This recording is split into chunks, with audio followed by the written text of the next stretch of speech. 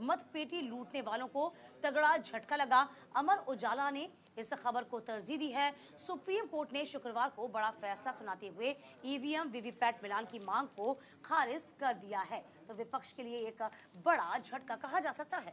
और देखिए, फैसले के बाद प्रधानमंत्री मोदी ने भी इंडी गठबंधन पर इस बहाने करारा वार किया। ररिया में जनसभा को संबोधित करते हुए पीएम ने कहा कि सुप्रीम कोर्ट ने साफ कर दिया है कि बैलेट पेपर वाला पुराना दौर वापस लौटकर नहीं आएगा। इंडी गठबंधन के हर नेता ने ईवीएम को लेकर जनता के मन में शक पैदा करने का पाप किया है।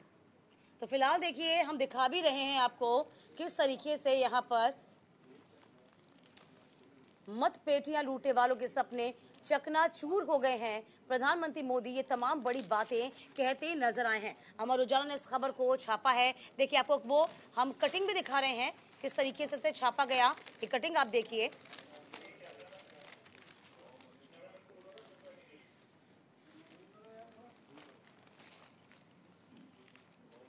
देखिए, हम तस्वीर आपको दिखाएं। मतपेटियां लूटने वालों के सपने चकनाचूर हो गए हैं। देखिए, इससे पहले आपको मोनिका याद होगी। हालांकि देखिए, प्रधानमंत्री मोदी ने क्या कुछ कहा, जरा एक बार ये भी जान लीजिए।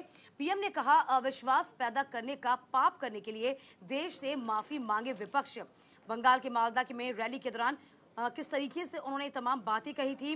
कांग्रेस ने ओबीसी के आरक्षण की चोरी की है। यानी कि कुल मिलाकर देखा जाए, प्रधानमंत्री मोदी के मोनिका भी आप भी दिखा रही हो, इस खबर को इसलिए बहुत खास माना गया था क्योंकि साफ तौर पर 100%, देखिए, सुप्रीम कोर्ट ने ईवीएम पर्चियों का 100% मिलान ना ही बैलेट से वोटिंग, यानी कि ना तो आपका मिलान किया जाएगा और ना ही बैलेट पेपर से वोटिंग होगी।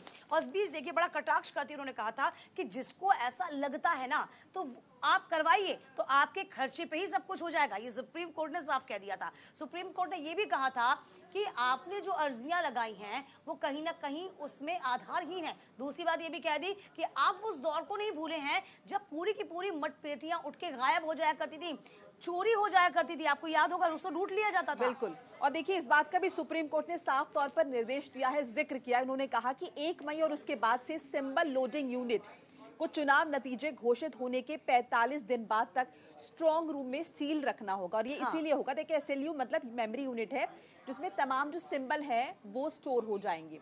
और इसका जो है मतलब ये है कि अगर नतीजे आने के बाद आपको कहीं ना कहीं शक है और आप संतुष्ट नहीं है, तो आप 7 दिनों के भीतर कंप्लेन कर सकते हैं, अपना शक जाहिर कर सकते हैं, जिसके बाद एक बार फिर से जांच हो सकती है उन सिंबल्स की, उस यूनिट की। और इसीलिए ये भी सुप्रीम कोर्ट ने साफ कर दिया है। सीधे बैलेट पेपर का इस्तेमाल नहीं हो सकता, ये अब संभव नहीं है।